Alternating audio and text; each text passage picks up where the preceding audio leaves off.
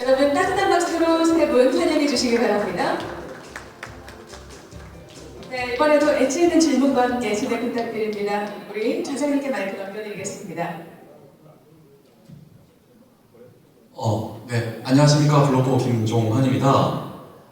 일단 오늘은 제가 이제 그 좌장이라는 막중한 역할을 맡게 돼가지고 처음에 이제 소개부터 좀 이렇게 잘 부탁을 받게 됐습니다. 그래서 한 분씩 이제 소개를 먼저 해주시면 될 것 같은데 먼저 조 CEO님부터 한번 소개를 부탁드리겠습니다. 네, 안녕하십니까. 한국 디지털 에셋이라고 하고요. 저희 그냥 코다라고 불러주시면 좋겠습니다. 저희는 법인들 대상으로 가상자산을 안전하게 보관 관리해주는 커스터디 사업자로 영업하고 있습니다. 제 개인적인 소개는 이따 발표 때 다시 하겠습니다. 네, 다음은 강병화 CIO님 부탁드립니다. 예, 안녕하세요. 저 웨브릭스 CIO 강병하라고 합니다. 저희는 전통금융과 디지털 자산을 잇는 역할을 하고 있고요. 그 과정에서 디지털 자산 시장에 전통적인 참여자나 국내 기관들 혹은 해외 기관들이 좀 마음 놓고 참여할 수 있도록 안심할 수 있는 인프라를 구축하는 업무를 하고 있습니다. 더 자세한 소개는 이따 또 발표하면서 말씀드리겠습니다. 그리고 이제 마지막 저는 이제 블로거 김종환이고요. 사실 이제 저희 그 토론 주제를 보면 블록체인 라이징 스타 기업인데 저는 이제 2014년도부터 이 사업을 하고 있습니다. 그래서 제가 라이징인가라는 이제 생각을 좀 하게 됐는데 이제 8년이 9년 차? 네, 이제 거의 10년을 바라보고 있는 블록체인 스타트업 운영을 하고 있고요. 네, 블로거 김종환입니다. 저희가 이제 10분 정도 각각 이제 발표 주제에 대해서 이제 말씀을 드리고요. 방금 전에 이제 주제가 STO였다면은 저희는 이제 라이징 스타 기업이라고 해서 각자 하는 일들에 대해서 자유롭게 이제 소개를 이제 요청을 받았으니까 저희 이제 하는 일들에 대해 소개를 드리고 이런 이제 블록체인 관련되어 있는 서비스들 그리고 이제 새로운 회사들이 있구나라는 걸 좀 이제 말씀드릴 수 있는 자리가 될 것 같습니다. 네, 그럼 발표 드리겠습니다.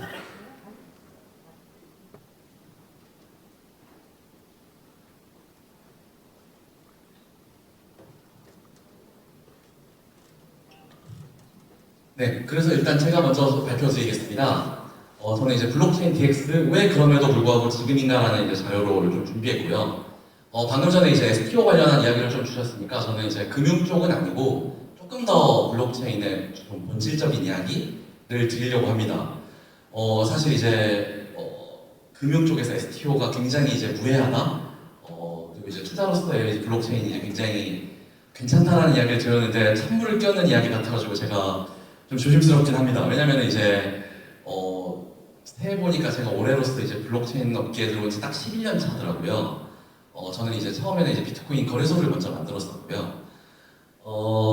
그러다 보니까 이제 사실 제가 이 장표를 만들 때까지만 해도 요새 시장이 안 좋죠라는 이야기로 시작을 하려고 했었는데 SEC가 갑자기 이제 비트코인 ETF, 블랙락 비트코인 ETF를 승인을 하면서 너무 또 시장이 좋아졌더라고요. 참 시장을 예측하는 게 무의미한 일인 것 같습니다. 물론 이제 STO가 리얼월드 어셋을 백그라운드로 하고 있기 때문에 기존에 있었던 가상화폐에 비해서는 훨씬 더 텐저블한 건 맞지만 반대로 그러면 그 STO가 무엇을 백그라운드로 하고 있느냐는 우리가 면밀히 살펴볼 필요가 있습니다. 예를 들어 STO가 리얼월드 어셋을 백그라운드로 하고 있다고 하지만 본질적으로 그 STO가 지분증권이냐 채무증권이냐 아니면 다른 것이냐는 우리가 면밀히 살펴봐야 됩니다. 사실은 금융상품을 지어주고 있거든요. 그렇기 때문에 우리가 정말 가축에 투자를 하고 있는 거냐 가축을 기본으로 하고 있는 채권에 투자하고 있는 거냐는 반드시 살펴보셔야 되는 부분입니다. 마찬가지로 제가 이런 이야기를 드리냐면은 블록체인은 기본적으로 데이터베이스입니다. 그리고 이 데이터베이스에서 과연 그러면 얘가 무엇을 가리키고 있냐 그리고 그게 기존에 있었던 서버 기반의 컴퓨터 시스템과 무엇이 다르냐는 굉장히 중요한 이슈입니다. 그리고 이게 기존에 있었던 금융 시스템과 무엇이 바뀌기 때문에 가치가 있는 것이냐를 우리가 알아야 왜 웹3로 이러한 인프라를 바꾸는 것이 가치가 있느냐가 성립이 된다고 생각을 합니다. 저는 블록체인 기술로 STO를 하는 게 혁신이 아니다라고 말씀드리는 게 아닙니다. 사실 2021년도에 저희가 에타결전 STO 프로젝트를 수행을 했었었고요. 그때 당시에 이제 에타결전 국장님께서 정환 대표 이런 거 작동 안 할 거야. STO를 한국에서 할 리가 없어. 이런 이야기를 하셨는데 지금 이제 에타결전이 STO를 가장 적극적으로 추진하시는 기관이 됐죠. 저는 이제 그 누구보다도 이제 블록체인이 세상을 혁신할 수 있는 기술이라고 믿고 있습니다. 하지만 어떠한 부분이 이제 혁신인지는 반드시 우리가 살펴봐야 됩니다. 제가 드리는 말씀은 이제 CBDC도 마찬가지입니다. 내년에 하는 이제 CBDC를 한다고 그러는데 우리나라 이제 그 어느 나라보다 이제 송금이 자유롭고 강력하게 잘 되고 있는 나라입니다. 근데 왜 하느는 그럼에도 불구하고 시기디지를 할까? NFT도 마찬가지입니다. 제가 최근에 이제 슈카월드라고 하는 이제 경제 유튜브 채널을 보는데 슈카가 이제 이번 주 주제가 NFT 망했다 했습니다. 근데 그럼에도 불구하고 왜 NFT로 티켓을 만들고 멤버십을 하고 이런 이야기들을 하고 있는가? 그럼 그 차이는 뭔가를 이제 명확히 살펴봄으로써 우리는 왜 NFT가 혁신적인 기술인가를 알 수 있다고 저는 생각을 하고 있습니다. 최근에 이제 코인베이스 CEO가 CPI를 연동한, 그러니까 표준 물가 지수를 연동한 스테이블 코인에 대해서 언급을 했습니다. 이게 우리가 알고 있는 국민연금을 혁신할 수 있는 방안이라고 이야기를 합니다. 이것이 플랫폼이라고 부르는데요. 이게 과연 뭐길래 이런 소리를 짓거리나? 이런 걸 우리가 살펴볼 필요가 있습니다. 제가 이야기를 드리기 앞서서 EBSI라고 하는 유럽연합에서 지금 현재 도입 중인 블록체인 플랫폼을 잠깐 얘기 드릴 텐데요. 얘는 코로나 백신 같은 전자문가, 우리가 현재 블록체인에서 DID라고 하는 인증 쪽으로 이제 하려고 하는 블록체인 플랫폼입니다. 유럽에 있는 29개 국가가 여러 나라들에서 코로나 백신 여권처럼 인증을 하기 위한 블록체인 플랫폼입니다. 이러한 이제 인증을 하기 위한, 우리 이제 손으로 이제 과거에 백신 맞았던 거를 식당 같은 거 갈 때 손으로 이렇게 나 어디 왔어요 하면서 번호를 쓰고 가면 갑자기 이제 전화가 이렇게 모르는 번호로 전화 옵니다. 너무 예쁘셔서 그런데, 너무 잘생기셔서 그런데 마음에 들어 전화했어요. 한 번쯤 겪으신 분들이 있다라는 이야기를 들어보셨을 거예요. 저는 겪은 적이 없지만. 네. 사실 근데 우리가 백신 여권이라는 걸 쓰니까 그런 적이 없다라고 이야기를 들으셨잖아요. 블록체인 기반으로 이러한 인증을 할 수 있다는 걸 알게 되니까 유럽연합에서 이러한 것들을 통합 인프라로서 각 나라 간에서도 전자 이력 관리라든지 학사 행정의 관리에 블록체인을 써서 이걸 하겠다라고 선언을 하고 있습니다. 실제로 그래서 이 지갑들이 유럽연합의 각 나라들에서 블록체인 지갑의 기업으로서 인증을 하기 위한 지갑으로 등장을 한 거고요. 이게 유럽연합뿐만 아니라 중국, 일본에서도 전부 다 추진되고 있는 일입니다. 다 글로벌 네트워크입니다. 실제로 보시면은 중국 같은 경우는 이더리움이라든지 우리가 알고 있는 그런 메이저한 퍼블릭 블록체인들이 들어가 있는데요. 다 이 일을 하기 위해서 투자를 하고 있는 블록체인들입니다.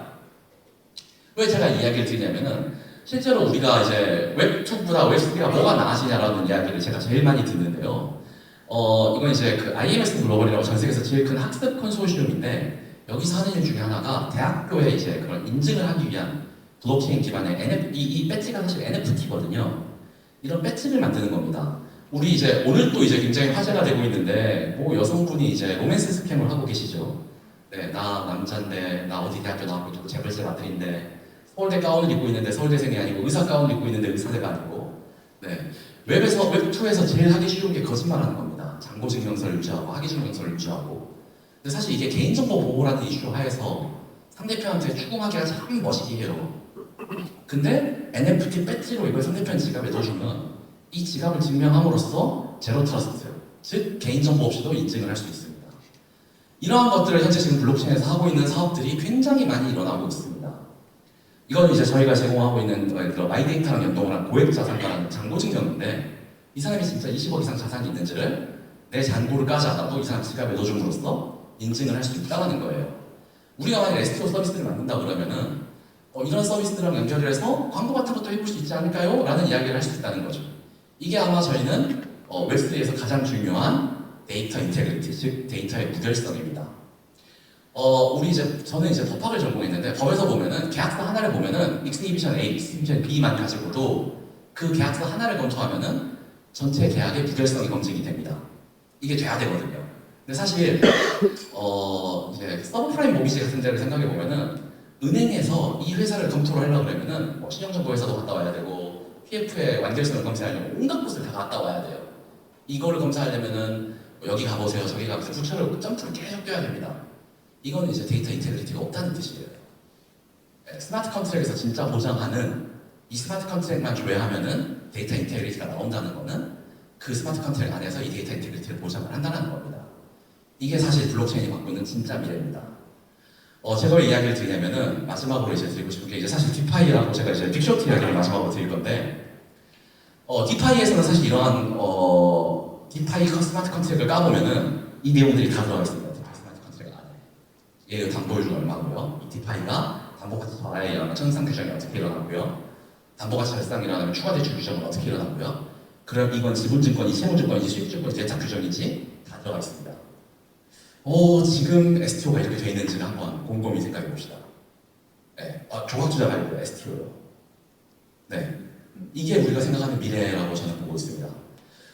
최근에 이제 제가 슈카월드를 보면서 이런 이야기를 하던데 비트코인이 왜 여전히 대장주인가? 네, 그 사람이 그럴 리 없다. 저는 이게 굉장히 와닿는 이야기더라고요. 자본시장에서는 그런 문제가 일어나고 있지 않나. 네, 자본시장에서 사고가 없나? 진짜 투명하다는 이야기가 무엇인가? 왜 우리가 블록체인을 써야 되는가? 네, 그 이야기는 저는 빅쇼트가 우리한테 이야기를 해주고 있다고 생각합니다. 집주인이 걔한테 대출을 받았어요. 스트리퍼가 집 5개가 있는데 5개가 대출이 있어요. 네, 이게 저도 블록체인이 해결하는 문제라고 생각합니다. 네, 제 발표는 여기까지입니다. 감사합니다.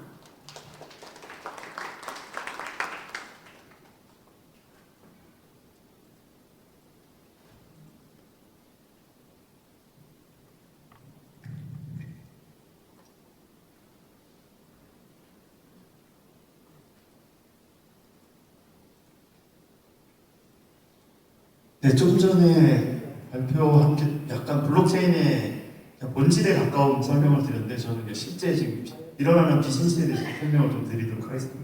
제 소개를 간단히 드리고 설명드리는 게 이해가 쉬울 것 같아요. 저는 KB국민은행에서 28년을 근무했고요. 마지막 업무가 기술혁신센터장을 하면서 신기술 관련된 비즈니스를 접목하는 노력을 많이 했습니다. 그중에 블록체인 가지고 많은 신사업을 노력을 했었고요. 그 와중에 뭐 감독당국도 그렇고 2017년, 18년도에는 토큰을 배제하고 블록체인 하라. 지금도 마찬가지지만 정보 과제나 모든 저희가 많은 노력을 했음에도 불구하고 은행권에서 지금 블록체인을 갖고 사업하는 게 하나도 나오지 않고 있지 않습니까? 저희가 고민하다가 이 코스터디 업무가 은행의 본질에 가장 적합하다. 왜? 고객의 자산을 안전하게 보관하고 반환해주는 역할이거든요. 매매 중개 이런 거 없이. 그래서 제가 2018, 19년도 아까 전번 저희 주제 토의에 STO 관련 식으로 샌드박스, 그 다음에 뭐 규제 혁신, 그 다음에 은행 감독기관의 부서 업무, 뭐 여러 가지 채널을 통해서 사업화하고자 했습니다. 은행권 자체로. 결국은 사업화하기 어려움이 있어서 2020년에 코다라는 회사를 제가 직접 만들고 제가 지금 합류해서 3년째 근무하고 있습니다. 그래서 아마 이 커스터디 업무가 좀 생소한데요. 실제 지금 시장에서 이런 비즈니스가 일어나고 있다는 걸 보시면 많이 지금 우리가 보기에 블록체인이 뭐 실체가 없고 이게 무슨 산업에 도움이 될까 이러는데 다른 아마 생각을 가질 수 있을 것 같습니다. 그래서 서비스 뭐 현황 간단히 하고요. 커스터디 국내 글로벌에 어떤 그런 플레이어들이 있는지 그다음에 비즈니스 모델 간략하게 설명드리고 관련법 제정이 돼서 저희는 1단계지만 좀 아쉬운 건 있어요. 이 업계에서. 규제에 대한 측면에 대한 1단계 법안이 됐지만 2단계 이제 그 사업 활용화에 대한 부분은 좀 진보가 늦은 것 같아서지만 저희 커스터디 사업자 입장에서는 1단계만으로도 충분히 많이 제도화되고 사업이 확장될 수 있다 이렇게 보고 있습니다. 그리고 마지막 재원신으로 시작하겠습니다. 일단 커스터디라는 서비스는 생소하지 않습니다. 여기 보시면 전통산업에서 대부분의 자산을 수탁형으로 맡기고 있습니다. 여기 보시면 부동산은 다 등기소에 등기가 되어 있는 거죠. 본인이 집을 점유하고 있다도 내 집이 아닌 거죠. 그 다음에 예금 같은 경우에도 은행에다 예금 보관하고 물론 금고에 보관하실 수 있지만 도난, 분실 뭐 이런 문제들은 다 은행에 맡기고 있죠. 그다음 주식도 예탁원에 가고 있죠. 코인이라는 건 가상자산이라는 경우는 다 거래소에 맡기거나 아니면 개인 직원을 갖고 있는데 사실 법인이 많은 자금을 보유하고 있는 법인이 거래소를 이용하거나 개인 지갑을 하면서 키 분실할 때 영원히 복구가 안 되는 방식으로 보관하지는 않습니다. 그래서 디지털 자산이 저희 커스터디 업무는 자산 시장 확대되면 될수록 다양한 서비스가 커스터디 사업자가 만드는 게 아니라 산업이 발전해 가면서 커스터디 서비스는 그걸 지원하는 역할이라고 보시면 됩니다. 그리고 지금 제가 5가지 영역을 지금 나는데요. 가장 일반적인 게 일반법이 투자 목적으로 저희한테 커스터디에 맡기는 거죠. 이건 이제 시장이 좋을 때 낮을 때 극명하게 저희 고객수 차이가 있습니다. 21년도 제가 처음 사업을 차리고 나왔을 때는 현금 수십억을 들고 저희한테 와서 비트코인을 수탁해달라고 요청이 있었고 작년 루나, 테라, FTX 사태 이후 올 초까지는 그런 고객들은 많이 없었던 상황이고요. 그리고 두 번째, 블록체인을 통해서 NFT, P2E, 뭐 M2E에서 이런 비즈니스를 실제 하고 있지 않습니까? 이런 사업을 하는 회사들은 다 자기가 NFT 발행을 하거나 아니면 그걸 중개를 해서 수수료를 받거나 다 가상자산을 다 보관하게 돼 있어요. 받기 때문에 수수료를 받기 때문에 그런 고객들에 대한 서비스 니즈도 저희한테 있는 거고요. 그 다음에 아이스토한 재단들, 뭐 작년에 대표적으로 유믹스 사태가 있어서 그래서 아이스토한 재단들이 자기 재단 물량의 유통량을 투명하게 관리하느냐 못하느냐, 기준이 뭐냐, 그럼 어떻게 공시해야 되냐, 이런 것들이 사실은 정의가 전혀 안 돼 있었어요. 그래서 저희가 작년 하반기부터는 이런 아이스토한 재단들에 대한 그 유통량 관리를 저희 코다에서 직접 다 하고 있고요. 저희가 100%다 재단의 물량을 보관하고 있고, 그 재단이 유통량 계획에 의해서만 제가 출금을 해드리고, 유통량 계획을 벗어난 건 제가 출금 거절을 하는 이런 관리 체계에서 시장을 투명하게 유지하려고 하고 있습니다. 그 다음에 투자 조합. 사실은 그 벤처를 투자하는 VC들은 이런 가상자산 영역에 투자하면 토큰으로 받기를 원합니다. 왜? 그 회사가 성장하면 토큰의 가치가 오를 테니까. 근데 현재 자본시장법에 따르면 토큰을 받을 수가 없어요. 왜? 투자처에서 받은 증권이나 뭐 현금이나 이런 건 다 신탁사한테 맡기게 돼 있어요. 그럼 현재 법정 신탁사는 누구냐? 은행증권밖에 없어요. 그럼 은행증권에 가서 제가 A기업 투자했는데 토큰 100만 개 받았을 때 받아주세요. 받을 수가 없는 구조예요. 그래서 이런 것들도 커스터디 업무가 수행하는 영역이라는 거고요. 그리고 마지막에 OTC 영역이 있는데, 현재는 이거는 저희가 뭐 수행하지 않는 업무인데, 그 장외시장이라는 거예요. 저희는 사실 대한민국은 지금 법인이 OPT에 가서 온보딩해서 거래할 수 없는 구조지만, 사실 향후에 풀린다고 하더라도 법인이 10억, 20억 대량의 거래를 OPT 가서 매일 매도하면 시장가가 흔들리기 때문에 이런 대량의 거래를 중개할 수 있는 OTC 사업을 할 수 있는 건 커스터디 영역에서 커버가 해야 된다. 이렇게 보시면 되고, 제가 나열한 이 모든 것은 저희 국내에서는 일부는 하고 일부는 못하고 있지만 글로벌 커스터디 사업은 다 수행하고 있는 영역이라고 보시면 됩니다. 그래서 그러면 이런 커스터디 사업에 국내에 그럼 어떤 회사들이 있냐? 현재 국내에는 5개 회사가 서비스, 4개 회사가 서비스를 하고 있고 1개 회사가 지금 준비하고 있어요. 지금 뭐 다 잘 알고 있지만 국민은행에서 투자해서 만든 코다, 신한이 투자해서 만든 K다, 농협이 만든 카르도, 그 다음에 이제 대구은행에서 한 인피니블러, 그 다음에 지난번 9월달에 KBW 행사할 때 하나은행에서 비트고하고 짝법이 만들어서 시장에 진출을 했다고 하고, 이거 가만히 보시면 국내에서 커스터디 사업하는 건 다 은행들이 지금 이 출자가 돼 있어요. 이건 뭐냐? 그만큼 신뢰도가 있어야 되고 은행이 가장 잘하는 사업이기 때문에 그렇다 이렇게 보시면 됩니다.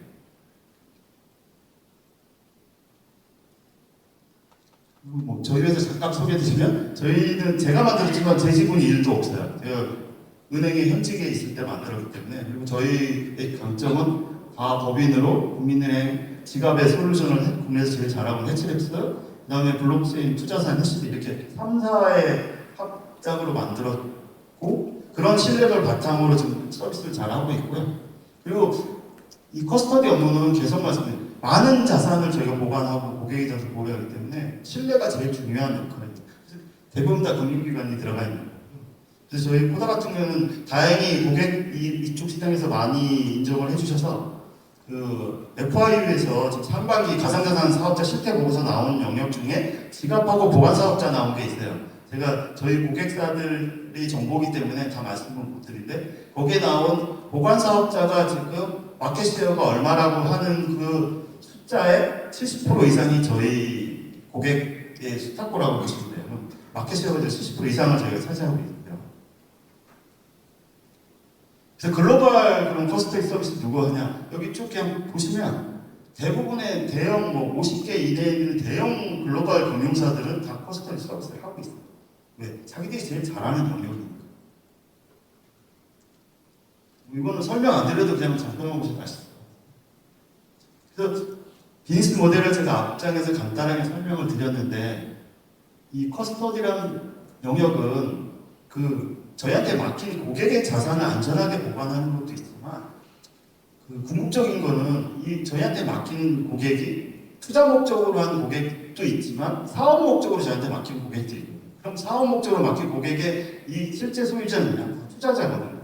여기 보시면 예전에 루나테가 나왔을 때 비트코인을 4조 6천억 정도 갖고 있다고 계속 언론 그 자기들이 보유한 지갑도 공개하고 그다음에 나중에 루나의 테라하고 스테이블이 깨지면 그 기축자산으로 비트코인을 쓰겠다고 했었어요. 근데 나중에 문제가 터지니까 그럼 4조 5천억 정말로 가격 방어에 썼느냐? 아니면 이거 딴 데로 뺐나? 이거 투명하게 입증이 안 됐어요.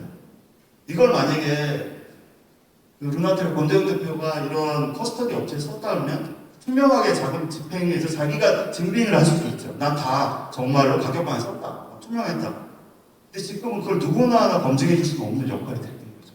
그리고 작년에 또 FTX 나타났는데 거래소는 자기 자금이 아니죠. 고객들이 비트이더 팔려고 맡겨놓던 매매를 하기 위해서 보관했던 거를 자기들이 뒤로 그 원장상에 장부상에는 있는 것처럼 하고 실물은 다 딴 데로 돌려서 이용을 했던 문제가 있거든요.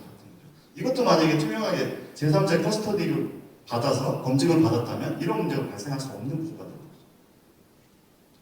그리고 델리오 최근에 올 초에 또 델리오 하루 뭐 이래서 좀 이렇게 운영사 관련으로 이슈가 있었는데 지금도 계속 총 피해 금액이 안 나오고 있어요.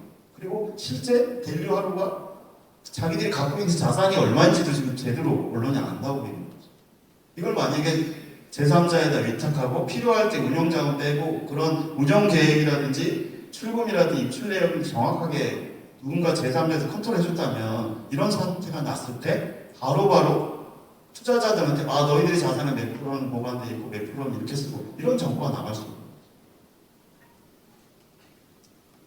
그리고 저희가 단순하게 커스터디 서비스만 하는 게 아니라 향후에는 운영 서비스까지 넘어가려고 하고 있고요. 운영도 두 가지라고 보시면 돼요. 스테이킹하고 운영하고 있는데 이게 막 시장에서 혼돈이 되는데 일단은 저희의 목표는 스테이킹에서 안전하게 고객의 자산을 최소한 수량이나 개수라든지 이런 게 변화가 없으면서도 그 스테이킹을 통해서 5%에서 6%에 대한 이자를 드릴 수 있게 보상을 드릴 수 있게 운영을 하고 있고요. 지금도 이런 예치 서비스는 여러 군데서 지금 시장에서 하고 있는 영역입니다. 세 번째 OTC 영역은 사실은 지금 가장 문제되는 영역이 지금 OTC예요. 법인들이 아까 말씀드렸듯이 뭐 투자 목적이면 투자 안 하면 되죠. 왜 자기가 OPT에 온보딩이 안 되고 경로가 없으면 안 사면 되는데 두 번째 NFT나 PT나 MT를 통해서 사업을 하면서 그 가상자산을 취득한 법인들은 이거 원화로 바꿔야 되잖아요. 바꿀 수 있는 경로가 없어요, 현재. 그렇다면 결국은 뭐냐? 음성적인 시장이 생기겠죠, 이제. 제도, 이걸 투명하지 않는 시장이 생기니까 저는 계속 감독당국에 여러 번 얘기를 하죠. OTC 시장을 열어줘야 되고 이걸 투명하게 관리할 수 있는 기관이 컨트롤시키게 해달라. 이 부분은 감독당국도 고민이 좀 있는지 아직은 많은 얘기를 하고 있어요. 이제는 근데 아직 시행은 안 되는데 저는 반드시 필요한 시장이라고 보고 있습니다. 그리고 그 이용자 보호 등에 관한 법률이 7월 18일 날 공표가 됐고 1년 유예 기간 줘서 7월 18일 날 되는데 뭐 여러 조항이나 규정이 있는데 저희 사업에 관련된 부분만 하면 가상자산 보관에 대한 7조 부분이거든요. 여기 보시면 두 번째 2항에 보면 이용자로부터 위탁받은 가상자산과 동일한 종류, 수량에 대한 가상자산을 실질적으로 보유한다. 이 문구 가지고 앞으로 예치 서비스가 불가능하지 않느냐 이런 얘기가 나오는데 그 말은 고객한테 비트 이더 받아서 실제로 USDC로 바꿔서 또 따르게 운영하고 이렇게 운영 서비스를 일어나는 겁니다. 근데 앞으로는 고객에 받은 자산은 그 형태 그대로 운영을 하라는데 사실 둘 하지 말라는 점이 똑같거든요. 근데 커스터디의 업무 서비스는 고객에서 받은 자산을 변화하지 않습니다. 그대로 가지고 있습니다. 그래서 이 항에 대해서 저희는 지금 100% 준수하고 있는 상황이고요. 3항에 보면 일정 비율을 인터넷에 불리하게 안전하게 보관해야 된다는 말은 하드웨어에 두지 말고 콜드월렛에 관리하라는 영역인데 커스터디 사업은 무조건 100% 콜드월렛에 운영하고 있고 정오부에 가장 민감하게 반응을 하는 그 사업 주체는 거래소가 되겠죠. 거래소는 근본적으로 계속 트레이딩이 일어나기 때문에 하드월렛을 유지할 수밖에 없습니다. 일정 부분. 그다음 콜드월렛을 운영해야 되고. 근데 이 비율을 거래소 입장에서는 많은 트랜잭션을 처리하고 최근처럼 가격이 급등락할 때 그 반입 반출이 많이 일어나니까 하드월렛 쪽에 많이 듣고 싶어 해요. 상식적으로. 왜? 그래야 유동성을 계속 공급할 수 있어요. 근데 정부에 대한 규제에 대해서 뭐 70% 정도를 하는데 이거에 대한 규제 관리 체계가 자체로 하고 있는 거죠. 그러면 이렇게 시장이 비지할 때는 좀 많이 빼놓자 해도 누가 컨트롤할 수도 없어요. 뭐 그런 경우에는 저희 제3자한테 맡겨놓으면 철저하게 70%가 유지가 되겠죠. 그런 관리 체계 가능한 영역이 있을 거고. 4번째 보면 그동안에 저희한테 지금 커스터디 맡기고 있는 일반 기업, 가상면 사업자 영역들은 다 자율적인 거예요. 사실 본인들이 나는 안전하게 맡기고 싶어, 아니면 가상자산 사업자 영역은 나는 내가 아는 사업을 투명하게 입증하고 싶어, 코드한테 맡겨서 시장에 그걸 알리고 싶어, 이런 니즈가 있거든요. 근데 이건 다 그 의무화된 상황이 아니라 자기 자체의 법인의 판단인 거예요. 근데 아마 사항을 보면 앞으로는 할 수도 있다라고 돼 있지만 아마 지금 내부 시행령에서 가상자산 사업자 중에 의무적으로 커스터디에 예치를 서비스할 영역들이 아마 분명히 정의가 될 거라고 봅니다. 그리고 제 8조 보면 이제 저희도 이렇게 많은 자산을 보관하게 되면 나중에 이제 혹시 잘못됐을 때 고객의 자산을 반환할 의무를 수행하지 못할 때에 대한 대비책이 뭐냐, 그래서 보험 공제 준비금인데 이 부분도 뭐 이제 정립이 되고 있겠죠. 아직은 아마 구체적인 되지 않네요. 지금 거래소, 원화를 갖고 있는 거래소는 은행 기준으로 원화를 받은 은행의 자율적인 뭐 가이드로 최저 30억, 맥스 300억, 200억으로 이렇게 돼 있고 나머지 사업자에 대해서는 아직 구체적으로 안 나와 있어요. 그래서 여기 마지막 보면 투자자 보호를 위한 핵심 사항 중에 시장의 혼란을 최소화하기 위해서는 시행령 가이드가 좀 빨리 나와서 지금 보면은 다 해야 될 일들이잖아요. 구체적으로 어떻게 해야 되는 건 없어요. 근데 그래서 항상 걱정이 되는 게 저런 상세적인 시행령 가이드가 나올 때 이 업계하고 소통하지 않으면 정부 관계자나 이거 제도를 입안하시는 분들은 이 시장의 상황을 모르게 되잖아요. 그러면 이제 이 법 취지에 맞게 투자자 보호가 되지 않고 그냥 업계만 규율하는 경우가 되고 어떤 경우는 투자 보호만 너무 되니까 업계에서는 할 것도 없고 약간 밸런스가 조정이 안 되는데 그런 부분이 이런 소통을 통해서 완화되기를 바랍니다. 그래서 마지막 제안은 그냥 투자자 보호하고 그 가상자산의 서비스의 투명성을 보면서 커스터디가 반드시 저는 확대되고 필요하겠다. 그러면 제가 이렇게 얘기하면 야, 너희 사업 잘 되라고 하는 거냐? 그렇지 않아요. 그냥 무조건 저 커스터디 업무는 필요한데 두 번째, 그럼 저희 같은 커스터디 사업자도 정말로 너희들이 은행처럼 안전하게 다 잘할 수 있느냐? 저는 아니라고 봐요. 저희도 많이 부족한 점이 있습니다. 아무리 제가 열심히 해도 자본력, 인력 필요합니다. 그래서 그런 거를 저희가 이런 스타트업이 많은 자본을 투자해서 일시에 끌어올릴 수가 없으니 또 그리고 또 글로벌 경쟁력까지 갖추기 위해서는 저 세 번째예요. 강력한 신뢰기관이 금융기관 외에는 없지 않습니까? 그래서 금융기관들이 이 커스터 사업에 그 단순 지분 투자 영역이 아니라 일정 부분의 역할을 할 수 있도록 진출을 좀 확대했으면 좋겠다. 다행히 뭐 금자분리 완화를 한다고 하고 금융위에서 지금 금융혁신과제로 지금 살펴보고는 있어요. 좀 시간이 좀 오래 걸리는 것 같은데 저는 이 커스터디 영역만큼은 금융기관이 반드시 함께 해야지 더 성장할 수 있다 이렇게. 자, 이걸로 제 발표는 마치겠습니다. 감사합니다.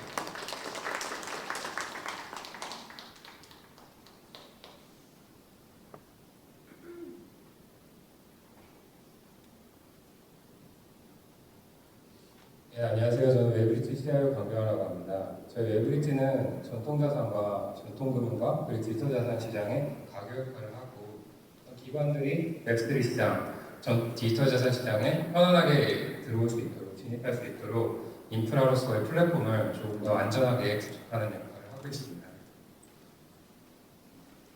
블록체인과 금융에 대해서 말씀을 드릴 것 같은데요. 그 자체로서 금융이기도 하고 또 금융 또한 블록체인의 발전에 기여해야 되는 부품이라고 저희는 생각을 하고요. 그 과정에서 그 성장 경로에서 뭔가 미비했던 부분들이 있었던 것 같아서 저희는 그런 부분을 산업 성장을 위해 돕고 그리고 저희가 기여할 수 있는 부분이라고 생각을 하고 있습니다.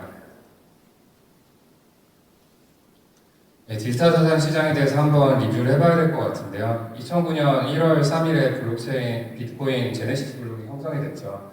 그런 이후로 15년 동안 참 다사다난한 일이 많았던 것 같습니다. 단순히 자산이 가지고 있는 고변동성 때문만은 아니고요. 어떤 압축적인 성장의 모습을 보여줬고요. 또 그런 과정에서 여러 가지 시행착오랑 성장통을 수반했던 것 같습니다. 그런 시행착오 중에는 뭐 테라루나 사태나 아니면은 3LOG 캐피탈 아니면 셀시우스 같은 파산 사태가 있었고요. 그리고 FTX 파산이나 가깝게는 하루나 델리오 같은 파산 사태가 있었습니다. 그런 여러 가지 일련의 사건들에도 불구하고 디지털 자산 시장은 결론적으로는 압축적인 성장을 해냈고요. 물론 그 과정에서 모두 조심스럽게 얘기하지만 압축적인 실패들도 많았던 것 같습니다. 그럼에도 불구하고 이제까지 이뤄낸 성장과 앞으로 성장에 무엇이 필요할지 그 기반으로 기운으로 삼는데 이런 자료들이 필요하다고 저희는 생각을 하고요. 이런 자료가 보여주는 가장 중요한 주제는 어떤 자산이 고변동성을 가지고 있다보다는 대부분의 문제들은 그 자산을 다루는 그릇으로서 인프라로서의 기능들이 제대로 기능을 하지 않았다고 저희는 보고요. 그런 인프라로서 앞으로 확충을 해나간다면 더 디지털 자산 시장이 높은 발전을 할 수 있을 것이라고 보고 있습니다. 그런 과정에서 지난 시행착오들을 토대로 디지털 자산 시장이 어떻게 발전하고 있는지를 보면요. 글로벌 금융회사들이 이 디지털 자산 시장에 참여함으로써 질적인 성장을 도모하고 있습니다. 예를 들면 블랙락, 피델리티, JP모건 같은 웹2에 있던 회사들이 웹3에 진입하면서 기존에 500년, 1000년 동안 갈고 닦았던 금융의 노하우들 그리고 그들이 1000년에 걸쳐서 겪었던 시행착오들을 블록체인 시장에 가져오면서 금융시장을 질적인 성장을 이뤄내고 있고요. 동시에 웹3에 이미 있던 참여자들도 그걸 교훈 삼아서 그리고 그 전의 실패들을 교훈 삼아서 기존에 미비했던 것들, 수탁, 인프라, 아니면 위탁매매, 자산관리 측면에서 위험관리 기준을 세우고 그리고 KYC나 AML 확충하거나 아니면 고객의 자산이 문제없이 트랜잭션이 발생하고 보안 측면에서 문제가 없도록 하는 그런 질적인 성장들을 이뤄내고 있습니다. 뿐만 아니라 웹3에서는 웹2 경쟁자들이 가지고 오는 어떤 질적인 성장 요소뿐만 아니라 자생적으로도 여러 가지 확장을 하고 있는데요. 단순히 질적으로 뿐만 아니라 양적으로도 기존의 최근 5년 동안이 현물 혹은 거래소 중심이었다면은 이제 거래소에서 커스터디, 클리어링 서비스나 세틀먼트, 혹은 컴플라이언스나 브로커 딜러 여러 가지 영역으로 그 범위를 확대하고 있습니다. 이렇게 웹2랑 웹3는 디지털 자산 시장에 모여서 같이 양적으로 질적으로 성장을 하고 있고요. 이런 거에 맞춰서 사실 그 두 개, 플레이어만의 노력만으로 되는 건 아니고 정부기관들, 왜냐하면 현재 규제가 불확실하거나 불충분한 부분들 차근차근 규제가 완비가 되고 있는데요. 대한민국에서는 암호자산 특별법이 제정되고 있고 미국에서도 디지털 자산 소비자 보호법, 기존에 이제 소비자에 대한 보호 관련된 법률이 너무 부족했던 것들을 확충해 나가고 있습니다. 유에서는 미카가 발의가 됐고요. 그리고 싱가포르에서 디지털 지급 토큰 서비스 관련된 입법안이 구체화가 되고 있는 상태입니다. 이렇게 각각의 플레이어들이 웹3에 진출하려는 웹2 기업들의 질적인 성장과 웹3 기업들의 자생적인 양적인 질적인 성장 그리고 제도 측면에서 발전이 앞으로의 디지털 자산 시장의 성장을 이끌어낼 것이라고 저는 보고 있습니다. 그런 가운데서 디지털 자산 시장에 여러 허브가 있을 텐데요. 흔히들 알고 계시는 싱가포르, 홍콩부터 두바이, 아부다비라든지 유럽과 영국, 미국 여러 가지 국가에서 경쟁적으로 규제를 일정 부분은 산업을 독려하게 풀어주고 일정 부분은 산업을 제어하기 위해서 타이트하게 만들면서도 결국 공통된 방향은 디지털 자산 시장을 성장시켜야 된다는 방향인 것 같고요. 그 과정에서도 대한민국에 가지고 있는 기술적인 저력이나 저변이나 아니면 제도적인 로드맵들이 다른 경쟁 국가들 대비 뒤처지지 않기 때문에 저희는 대한민국이 다음 크립토 사이클에서도 중요한 허브나 중추적인 역할을 할 수 있다고 보고 있습니다. 이런 발전에 발맞춰서 글로벌 금융기관들이 마냥 기다리고 있는 건 아니고요. 디지털 자산 시장이 성장하고 있는 거에 맞춰서 이미 선행적으로 디지털 자산에 대한 익스포저를 확대하고 있습니다.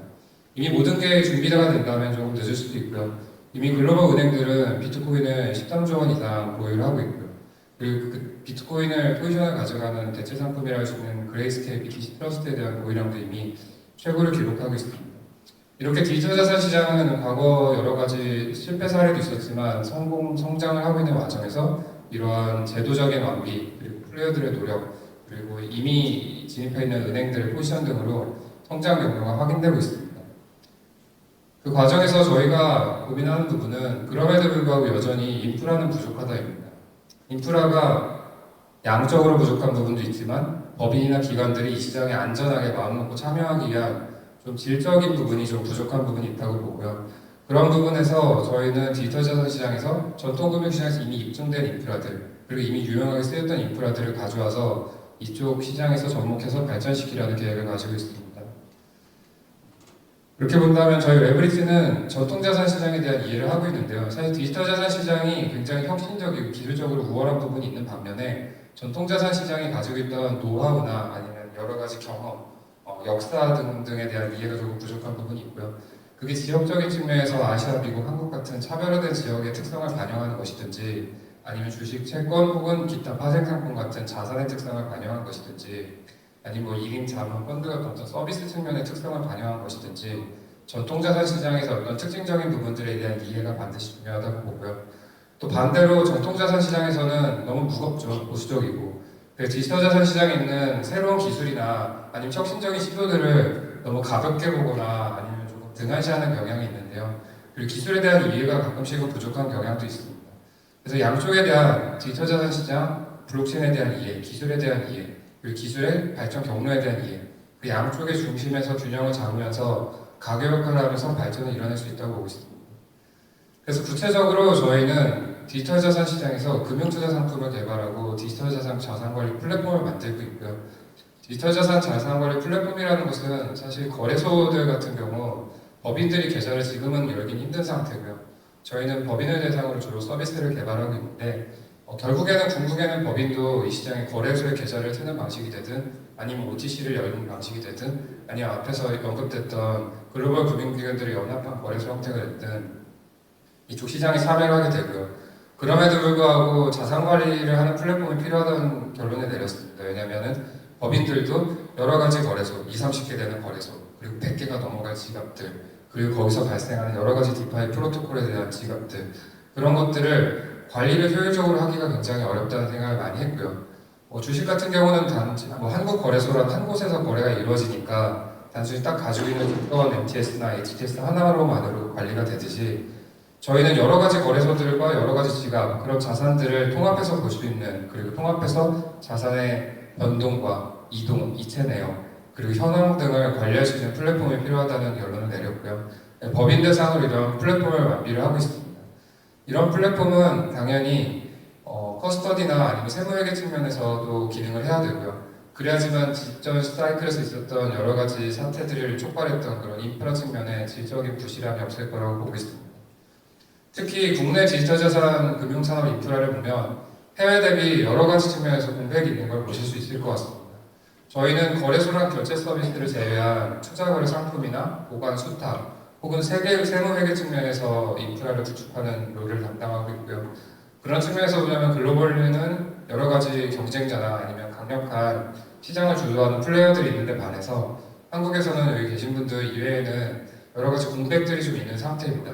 그래서 저희는 그런 부분을 포괄해서 투자거래 상품, 보관수탁, 세무회계를 한 번에 플랫폼화해서 관리할 수 있는 법인 대상 플랫폼을 만들어서 여러 가지 웹체 자금들, 웹체 기관들이 블록체인 시장, 디지털 자산 시장으로 어떤 인프라에 대한 우려 없이 단지 자산 시장에 대한 어떤 변동성은 테이크하지만 인프라나 어떤 비이클에 대한 고민 없이 참여할 수 있도록 그런 인프라를 구축하는 업무를 하고 있습니다. 그래서 저희가 보면은 레이어 0부터 레이어 1, 2, 3까지 여러 가지 단계로 전통자산과 디지털자산 생태계의 계층이 있을 텐데요. 전통자산 생태계로 본다면 어떤 국가나 기관에 대한 신뢰일 거고 디지털자산 생태계로 본다면 탈중앙화 블록체인에 대한 신뢰일 수도 있을 것 같습니다. 그런 단계별로 구성별로 웹3 전통자산 시장에서는 이미 모든 것이 고도화가 되고 그 과정이 발전하고 있는데 디지털 자산 시장에서 단계별로 노상별로 어떤 부품이 필요하고 어떤 인프라가 필요한지는 시장에서 직접 자산을 운용하고 거래하고 겪으면서 체득했던 경험만이 길을 제시할 수 있다고 보고요. 그리고 이런 데서 발생하는 여러 가지 네트워크랑 산업에 대한 이해만이 디지털 자산 생태계의 전통 자산에서 갈고 닦은 인프라를 가져오는 데 도움이 될 거라고 보고 있습니다.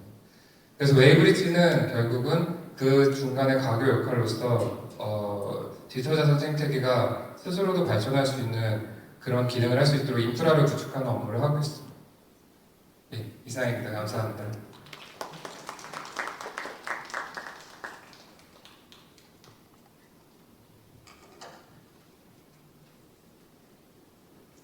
네, 이렇게 화면을 너무 많은 신경 써주시면 너무 감사할 것 같고요. 바로 제가 좀 질문을 드리겠습니다. 일단은 먼저 조진석 CEO님께 최근에 제 장이 너무 좋으니까 이야기를 안 할 수가 없을 것 같습니다. 확실히 이제 크립토 관련돼 있는 거래소들은 이제 표정이 좋으신 것 같은데 커스터디도 어떻게 이렇게 이런 거에 이제 반사이익을 보는 곳인지 아무래도 이제 비즈니스 모델을 설명해 주셨으니까 그런 관점에서 좀 이제 설명해 주시면 더 이해를 잘 하실 것 같습니다.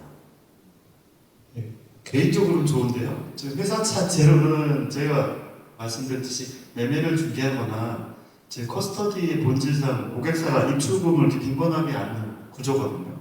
근데 그 대신에 저희보다는 저희를 거래하는 고객사들이 크립토 시장이 좀 풀리니까 좋은 것 같아요. 왜냐면 시장이 얼어붙으면 투자도 안 되잖아요.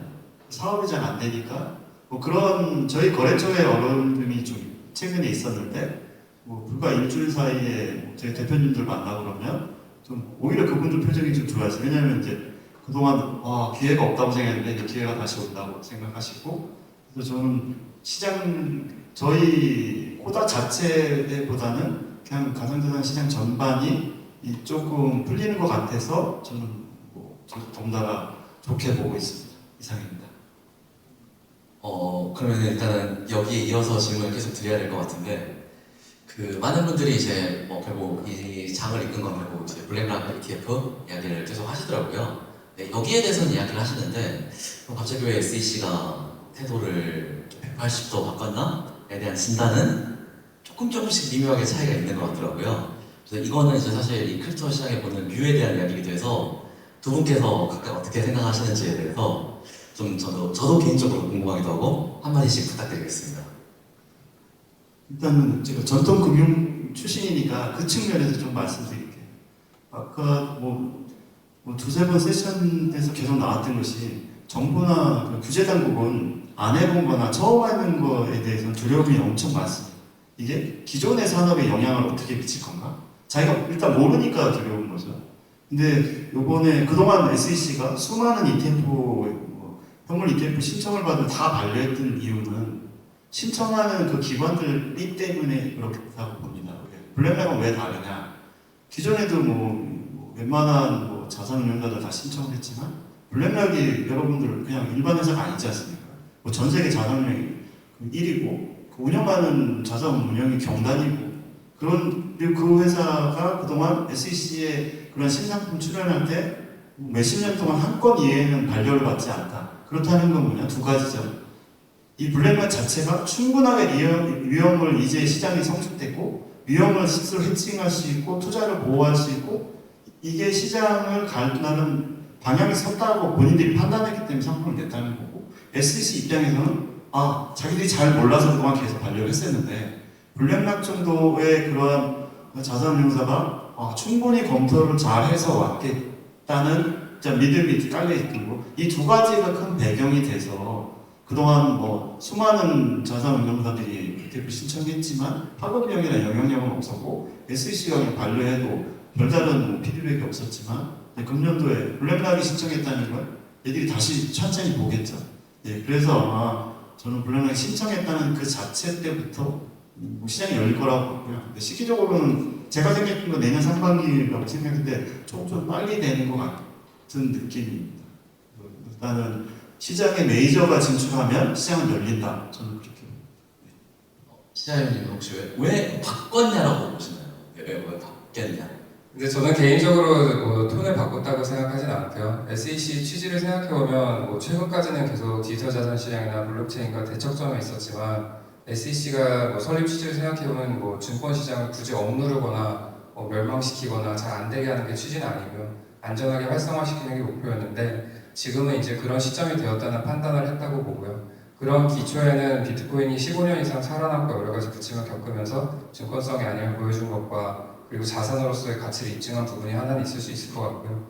두 번째는 방금 조진석 CEO님께서 말씀해 주신 것처럼 블랙락처럼 믿을 수 있는 기관들이 참여를 함으로써 관리에 대한 신뢰성은 확보가 됐다고 SEC도 판단한 부분이 있을 것 같습니다. 그리고 결국은 시장성 자산인 거니까요. 미국이라는 나라를 생각해보면 시장의 수요를 거스를 수는 없을 것 같아요. 시장의 수요가 있는데 그거를 억지로 막아서 제도권이 아닌 바깥에서 변제된 형태로 거래가 되는 것보다는 오히려 SEC 입장에서도 이게 어느 정도까지 올라온 상태라면 SEC가 품에 안고 제도권 안에서 관리하면서 유지하는 게 오히려 더 안전한 방법이라고 판단했을 것 같습니다. 거기에 더해서 마지막으로 이제 인프라가 구축된 부분들이 있을 것 같은데요. 미국 내에서도 이제 비트코인이든 그게 커스터디 형태로 보관이 됐든 그런 걸 관리하거나 세틀하거나 아니면 세금 관련된 회계 관련된 것들이 갖춰진 상태가 이미 됐기 때문에 이제는 해도 되겠다보다 이제 할 수 있겠구나라는 자신감이 생겼다고 볼 수 있을 것 같습니다.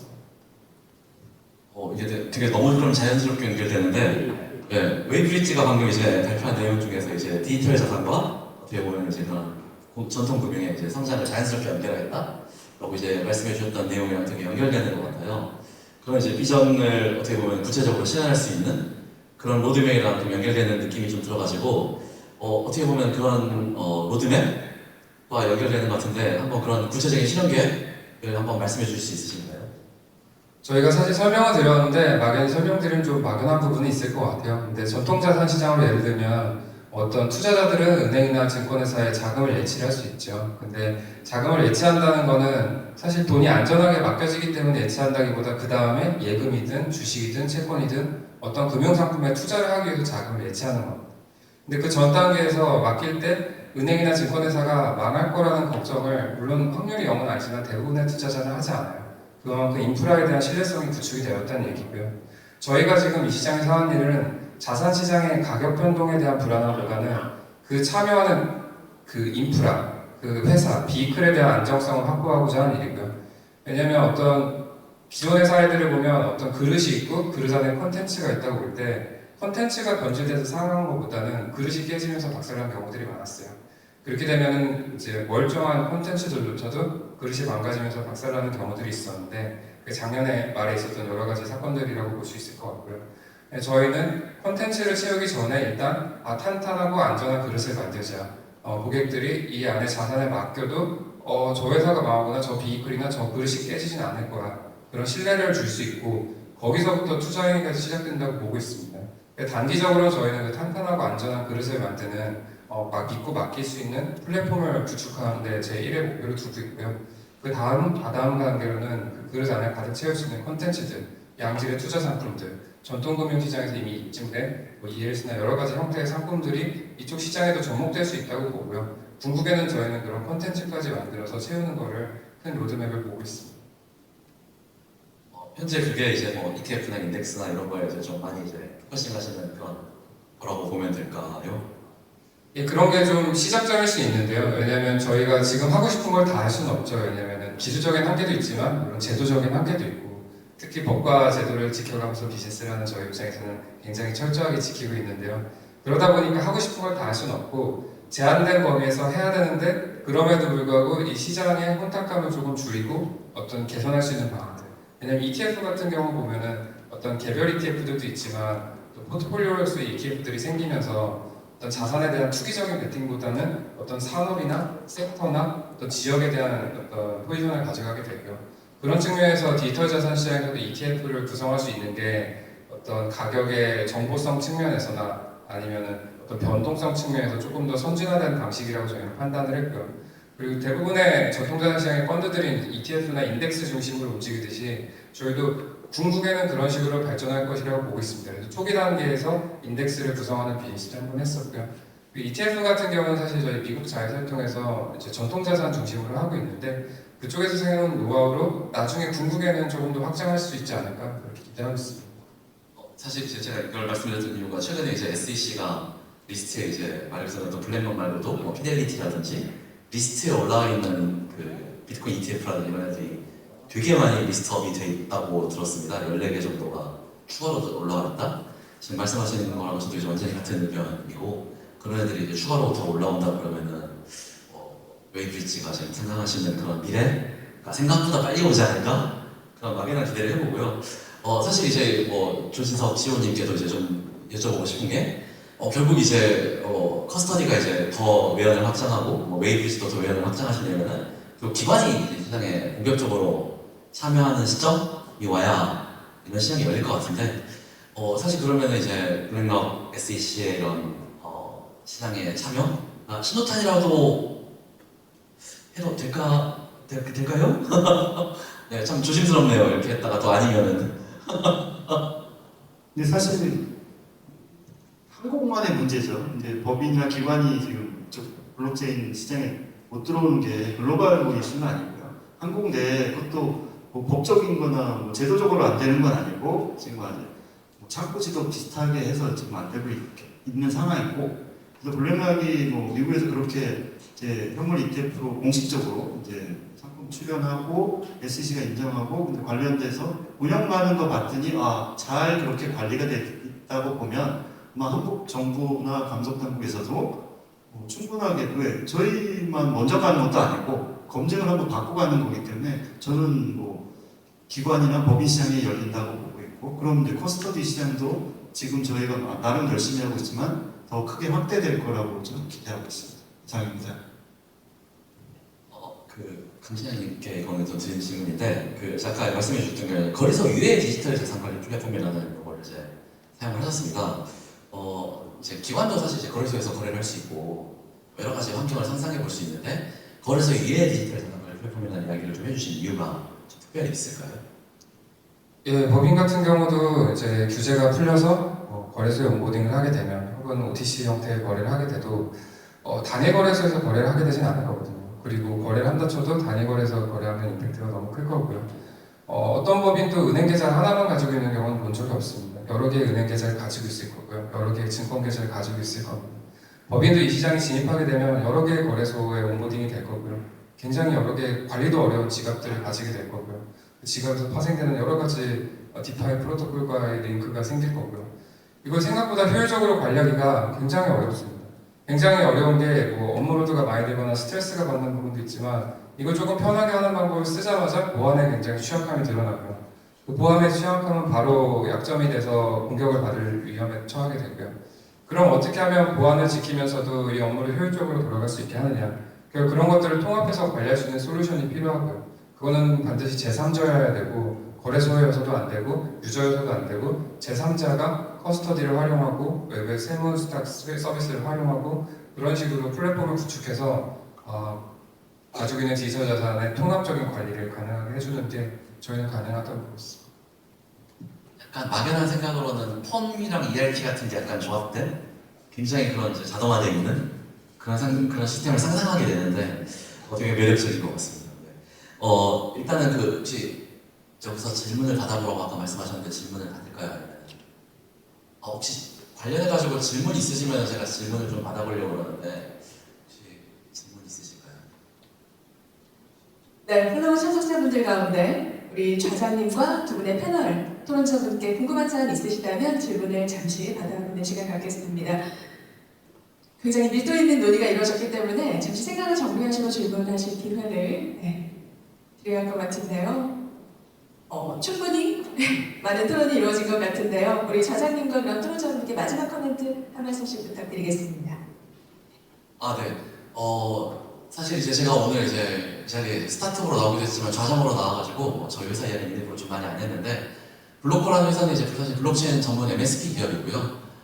저희는 이제 이런 다양한 블록체인 서비스를 만들 때 서비스에 대한 구상이 명확하게 있으신 분들은 이런 기술적인 부분을 이제 백업해주는 회사입니다. 그래서 이제 클라우드 회사로 치면은 베스킨이나 메가존 같은 역할을 하는 회사라고 보시면 될 것 같고요. 그래서 내가 어떤 명료한 STO나 NFT, 디파이 같은 서비스를 만들고 싶다고 하면은 저희를 찾아주시면은 만들어드리는 회사라고 보시면 될 것 같습니다. 네, 감사합니다.